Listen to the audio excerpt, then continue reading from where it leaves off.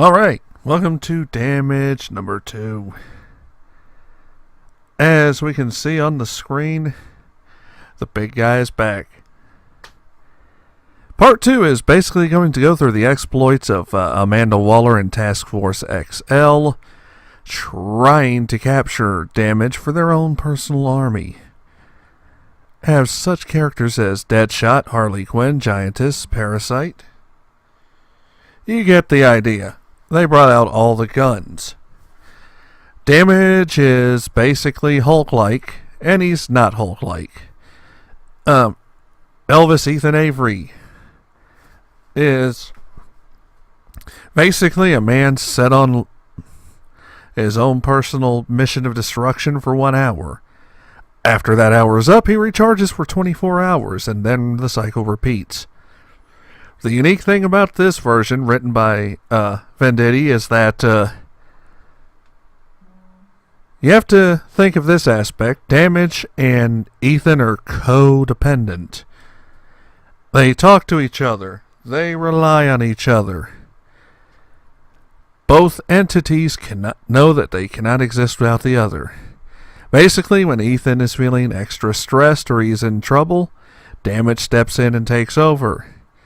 Although Ethan does control Damage's actions, once he has a little bit of a tactical advantage that he knows what's coming towards him. From what you're going to see in this comic, he's pretty much going to go all out against the entire task force. Of course, Solomon Grundy makes his appearance. He doesn't make it to Wednesday, by the way. Just saying. But, all things said, this covers Ethan's post-traumatic stress disorder, the fact that he felt like he got lied to by his CO, Colonel Marie Jonas, which anyone that sees Jonas will notice that is a mannish-looking woman, but Jonas doesn't have the capacity to care about anyone but herself and the mission. You're going to see a lot of that too. But, as I'm showing here on this screen cap, they're throwing everything they've got at him, and it's doing no good. There's a tank flipping, there's various soldiers scrambling around.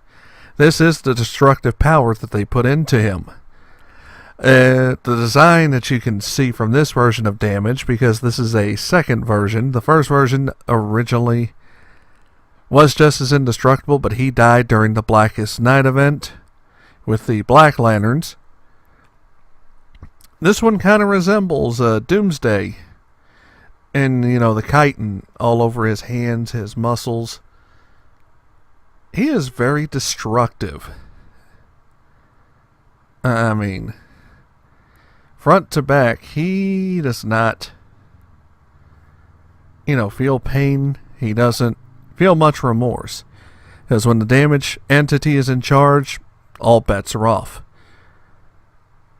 As you read throughout the book, you'll see the various factors that'll kick in to what created him and why he's on the run now. And towards the end of the epic battle, one of the major players decides that he or she needs to get involved in this.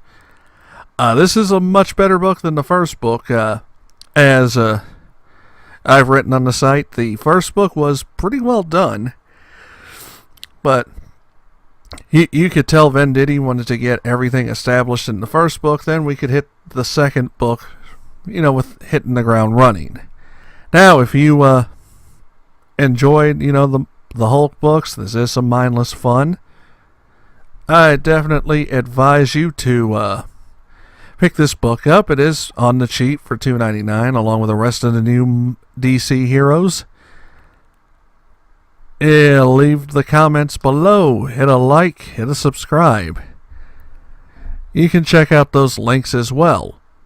But this review is pretty short because it's a pretty short book. There's not much you can explain about it without spoiling it. But, all things said, I do thank you for watching. I thank you for listening. And as always, have a good one.